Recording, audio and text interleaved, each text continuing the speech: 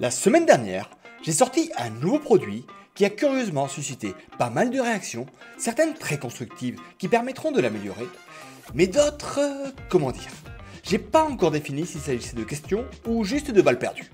S'il y a bien un élément qui en est ressorti, c'est que finalement, pas mal de choses sont mal comprises quand on parle de propre firme, et surtout sur le choix d'une bonne propre firme. Donc, au travers de cette vidéo, je propose de m'appuyer sur ces retours pour éclairer plusieurs points et répondre à une question simple. Quelle est la meilleure propre firme? À mon avis, ça pourrait aider pas mal de personnes qui veulent se lancer comme il faut dans cette aventure. Mais pour bien faire ça, on va mettre un peu de contexte. Le nouveau produit que j'ai sorti dernièrement est simple. Il s'agit d'un robot de trading haute fréquence qui permet de valider de manière certaine la phase de défi sur les propres firmes qui autorisent le passage avec ce type de robot. Et pour accompagner tout ça et aider pour l'aventure, il y a également pas mal de contenu qui permet aux utilisateurs de ne pas se retrouver seuls une fois le défi passé. Voilà, simple, efficace. Mais pour le coup, actuellement ce produit, en fait il est uniquement disponible pour une seule propre firme sur Leverage. Mais pourquoi ça? En fait c'est pour plusieurs raisons. Mais la première, c'est que comme je l'ai dit précédemment, ce robot est un robot de trading haute fréquence. Et du coup, pas toutes les propres firmes acceptent les robots. Mais déjà, on va commencer par le début. Les propres firmes, pour la plupart, acceptent les robots de trading. Parce que oui, très souvent, j'ai des personnes qui me contactent et qui me disent « mais c'est pas intéressant, les propres firmes n'acceptent pas les robots de trading ». Ça, c'est plutôt faux, mais parfois c'est vrai. Et du coup, ce qui se passe, c'est que quand on va choisir une propre firme, il va déjà falloir se poser la question de ce que l'on veut faire dessus et de si oui ou non c'est autorisé. Et pour faire ça, comment on va faire? Ce qu'il faut savoir avec les propres firmes, c'est que de leur côté, elles ont à peu près systématiquement une partie que l'on va appeler donc une FAQ, donc Frequently Asked Questions, donc les questions les plus fréquentes. Et dans celles-ci, normalement, elles sont supposées expliquer les règles et dire ce qui est autorisé et ce qui est interdit. Et ça, on le retrouve de manière quasi systématique. Et dans celle-ci, en fait, on va pouvoir vérifier ce qui est autorisé et pas autorisé. Mais du coup, avant de te lancer sur une propre firme en baissant la tête, n'hésite pas à regarder ça. Par exemple, tu as envie de trader avec un robot de trading haute fréquence sur une propre firme comme FTMO. Ce que je t'invite à faire, c'est déjà de t'assurer que cette propre firme-là puisse accepter ce genre de robot. Donc pour savoir ça, on a tout simplement allé dans la partie FAQ ici, et là, dans celle-ci, on va avoir un certain nombre de questions. Certes, ce n'est pas forcément la lecture la plus plaisante que l'on puisse faire de la journée, mais en même temps, là on a quand même pour objectif de gagner de l'argent avec elle. Donc allons-y. Ensuite, dans celle-ci, quand on descend, ici, on a une partie qui concerne les règles et on voit quels instruments puis-je trader et quelle stratégie suis-je autorisé à utiliser. Et si on clique dessus, on retrouve par exemple cette phrase « Votre style de trading dépend de vous et nous n'avons aucune raison de limiter ou de restreindre votre stratégie de trading, qu'il s'agisse de trading discrétionnaire, de hedging, de trading algorithmique, d'IA, etc. » Le trading algorithmique, c'est le trading avec les robots. Les IA, ce sont les Expert Advisors, donc les robots. Donc ici, très clairement, chez FTMO, c'est écrit qu'on a le droit d'utiliser des robots de trading. Donc ça, c'est le premier point. Mais par contre, attention, quand on commence à regarder un peu plus bas, on voit qu'il y a un certain nombre de choses. Et ensuite, à l'intérieur, on retrouve ici une section qui explique quelles sont les conduites que l'on n'a pas le droit d'utiliser quand on va trader avec eux. Mais du coup, ce que ça veut dire là-dessus, c'est que, en fait, les propres firmes autorisent les robots, mais attention, pas n'importe quel robot, il va falloir que les robots respectent un certain nombre de règles à côté.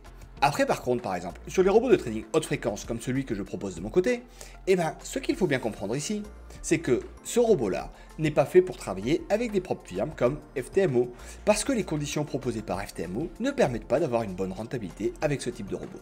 Typiquement, les propres firmes qui autorisent ce genre de robot font en sorte de proposer des spreads qui seront extrêmement faibles et qui permettent une activité de ce type-là. Mais chez FTMO, ce n'est pas bon. Après par contre, ce qu'il faut bien comprendre, c'est que typiquement, de mon côté, le robot de trading haute fréquence est fait pour passer le challenge IA, donc ici, sur Leverage. Mais attention, si on regarde également dans la FAQ de leur côté, et qu'on prend ici le IA Challenge, hop, déjà, on a la première question ici, what is the IA Challenge? Donc qu'est-ce que le IA Challenge? C'est un challenge qui permet d'utiliser une grande variété de robots comme les robots de trading haute fréquence, mais sur la phase de challenge uniquement. Une fois que l'on passe sur la phase Funded, les robots ne sont plus autorisés. Donc ici, ce que ça veut dire, c'est que pour passer la phase de défi, ils autorisent un certain nombre d'outils, dont les robots de trading haute fréquence, et ça nous permet de rentrer de manière certaine dans les défis. Par contre, par la suite, il va falloir donc trader en manuel sur celle-ci. Alors après, par contre, attention, en fonction des propres firmes, ça peut être plus ou moins complexe. Ici, l'avantage, c'est que de mon côté, je sais que ça me prend environ 3 minutes par jour pour trader sur des comptes à 100 000 $. Mais donc, ce que je veux dire par là, c'est qu'une propre firme, ça ne se choisit pas juste parce qu'on aime ou on n'aime pas le nom de la propre firme, ça se choisit notamment en fonction des règles et des outils que l'on va avoir à notre disposition. Après, il y a un autre élément que j'ai vu passer et qui pour moi mérite peut-être d'être revisité, on va dire. C'est le fait que la seule vraie propre firme qui fonctionne, c'est FTMO. Alors là par contre, pour moi, c'est quelque chose qui mérite peut-être d'être revu. FTMO, on ne va pas dire le contraire, c'est une excellente propre firme. J'ai moi-même des comptes chez eux et ça se passe globalement très bien. Mais pour rentrer chez eux, il faut comprendre que l'on aura un certain nombre de règles et de critères qui vont devoir être respectés. Ces règles-là, on les retrouve donc dans leurs objectifs de trading ici, avec un nombre de jours minimum pour trader, avec une perte max journalière, et avec un coût de défi, si on regarde pour le 100 000 $ ici, qui est à 540 €.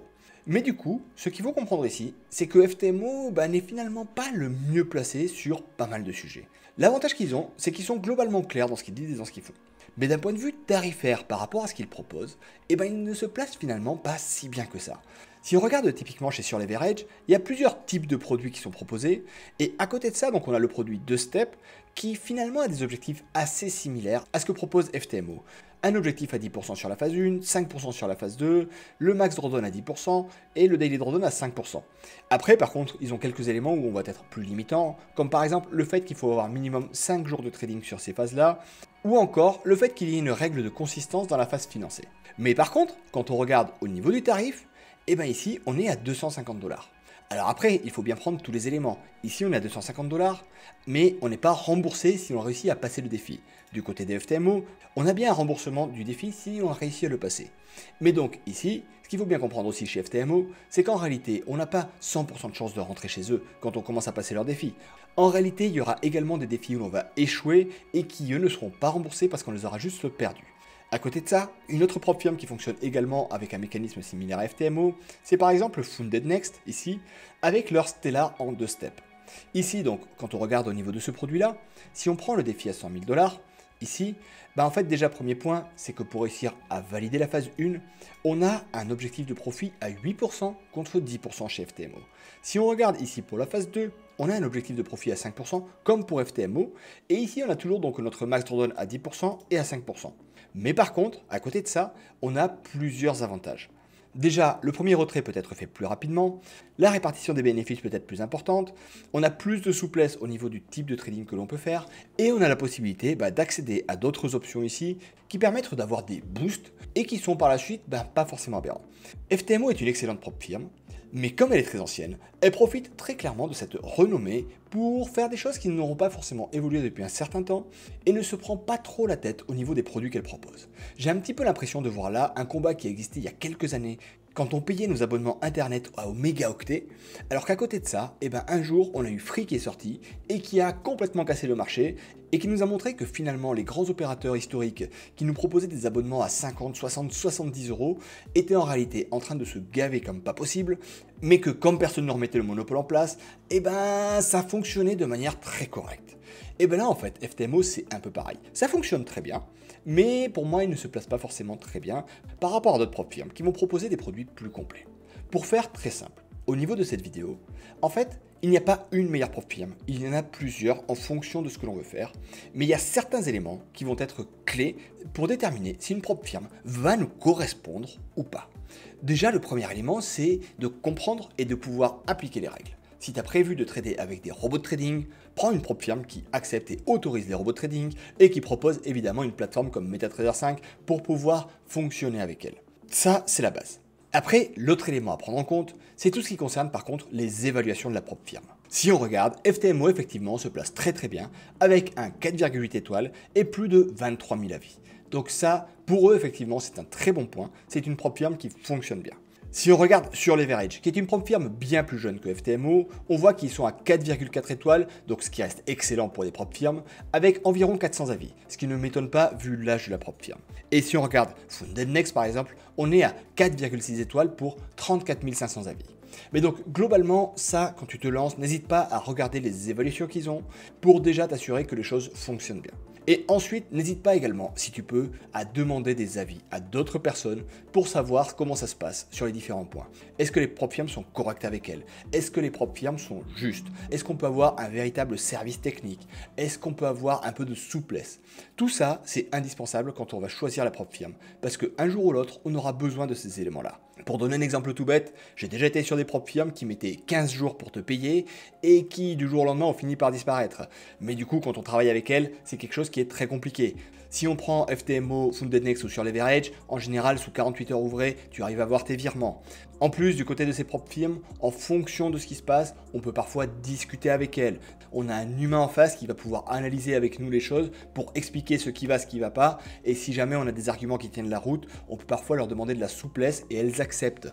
Ça fait également partie des choses importantes quand on veut choisir une propre firme. Mais donc, pour faire le classement au niveau des propres firmes, comme tu l'auras compris, déjà, actuellement, pour moi, la plus agréable à utiliser, c'est sur Leverage avec son challenge IA. Pourquoi ? En fait, parce que psychologiquement, c'est une prop firme où c'est agréable de faire le travail. Quand on attaque avec eux, on peut attaquer avec le robot de trading haute fréquence et on est certain de rentrer. Et par la suite, on a quelques opérations manuelles à faire pour réussir à trader, mais globalement, quand on sait bien faire les choses et qu'on accepte de prendre un risque qui sera limité, on arrive assez facilement en phase de payout. Après, dans les très bonnes prop firmes également, on retrouve évidemment FTMO. De côté de FTMO, par contre, ce qu'il faut bien comprendre, c'est que le passage de la phase du défi va être psychologiquement plus compliqué. En général, on n'arrive pas à passer la phase de défi en une seule fois, il va falloir s'y reprendre à plusieurs reprises. Par contre, ce qui est très vrai, c'est qu'une fois qu'on est dedans, ce qu'il nous reste à faire est relativement simple. On peut utiliser des robots de trading, on peut faire ce que l'on veut, et du coup, grâce à ça, ils arrivent également à avoir une excellente rentabilité. Mais à côté de ça, dans les prop firms qui aujourd'hui pour moi sont peut-être plus intéressantes par rapport à FTMO, c'est quand même Founded Next, qui propose des défis qui sont un peu plus souples que FTMO, mais qui à côté de ça rémunèrent quand même mieux à service équivalent. Voilà pour moi donc les trois principales prop firmes qui aujourd'hui ont vraiment un intérêt et sur lesquelles je pense qu'il vaut largement le coup de se pencher. Après par contre, si un jour ça vous dit, on pourra peut-être se faire une vraie tier list, donc un vrai classement, en prenant une tonne de prop firmes différentes pour faire un classement parmi elles sur plusieurs critères. Donc si c'est quelque chose qui t'intéresse, n'hésite pas à me le dire en commentaire. Déjà avec ça, tu as largement de quoi attaquer. Maintenant, je te souhaite bonne chance dans cette aventure et je te dis à la prochaine. C'était Paul, ciao!